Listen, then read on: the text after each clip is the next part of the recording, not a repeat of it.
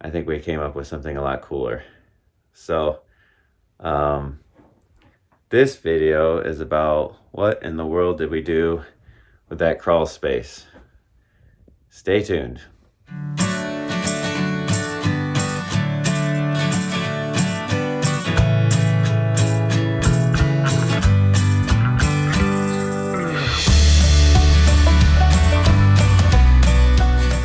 All right, so we started with what was a pretty kind of darn small room down here in the basement. I have a really, I got the wide angle setting on my iPhone right now, so it might not look as small as it really is. But so right there, that was where that crawl space is. That was the original window, and so that is looking under the addition.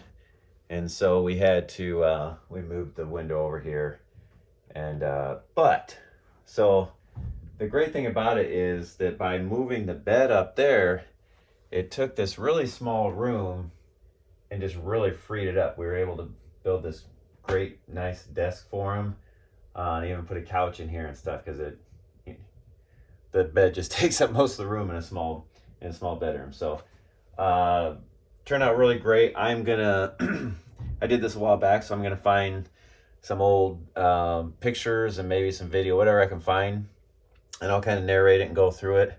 But I don't know, it was a really cool idea, and it turned out good. So I wanted to show you guys. This is a time-lapse clip from a different video I made about this addition on my master bedroom.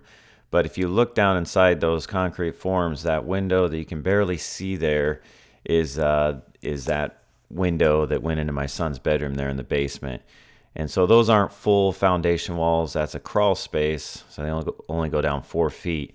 And so this is the space that we're trying to convert into something. So when it was all said and done, this is what we were left with, was just a concrete floor crawl space, about 4 feet tall. It was all insulated, but that's the new view from where that window used to be. And originally this was just going to be storage. That's kind of typical what a crawl space would be. But we got started thinking, what if there was a way to make this an extension of my son's bedroom, which was already small to begin with. And it made sense if we could just tuck the bed up there and make kind of a cool cubby for the bed and free up the other space in the bedroom. Sheetrock is kind of the go-to in a house, but I was looking for something a little different and quicker and easier. And I had these panels left over, just random size panels from a job I did, and they're nothing too fancy. They're just like a laminate MDF panel, but I started kind of laying them out, seeing if I had enough to do the walls, and I had enough to make it work. So, and I actually had some thicker panels that I kind of made into a ceiling cloud with some light rope around it, which was cool too. I also had these panels left over. They're like an acoustical board. They're almost like a rigid colored insulation. I'm not sure how else to describe them, but I just had a few of them left, but it was enough to put on the ceiling, and so I decided to put those on the ceiling, and those turned out good. We donate a lot of stuff like this to local places. Like our Habitat for Humanity here where I live has a store where contractors donate leftover things. And so sometimes it's a hodgepodge, and you got to see if you have enough for your particular project. But there can be some really cool stuff there. All right, so I framed up some walls, furred everything out. Incidentally, that's a ductwork for a mini split system that heats and cools the addition above. And so I just painted it blue because I knew the panels that I was using on the ceiling were blue. And so I just wanted everything to match. I really over insulated everything, and that wasn't as much for thermal reasons as just for acoustical value and acoustical separation, because my room is above this. So I cut the panels and started installing them. You can see I actually just face nailed all those with a finish nailer. When I would install something like that professionally, they would go on a track system and it's all concealed fasteners. But here I just nailed everything and puttied everything, and I didn't really care. I knew it was going to be dark in there all the time anyways, but it looked fine, turned out good. So we'll jump ahead here a little bit. So now you can see that ceiling cloud I put in, The walls are done, the electrical's done. And that actually is just, I didn't hire anybody to do carpet there. I'm not a carpet guy. But I did just buy a carpet remnant from the lumber yard here and just cut it to fit. There's no tack strip or anything. It's just a friction fit deal, but it works great. And one of the cool things is that rope lighting, that was just a plug and play deal I got from my Best Buy. But that it's actually hooked up to Alexa, and so you can just ask Alexa to change the intensity or change the color of it. And so he can just lay in bed and say, hey, Alexa, turn it blue, Alexa, 10%, whatever. And it can dim and change colors. It's really cool. And here it is basically finished with a mattress in it. That's an IKEA mattress that kind of went on a solid frame anyways. And so that was what he was used to.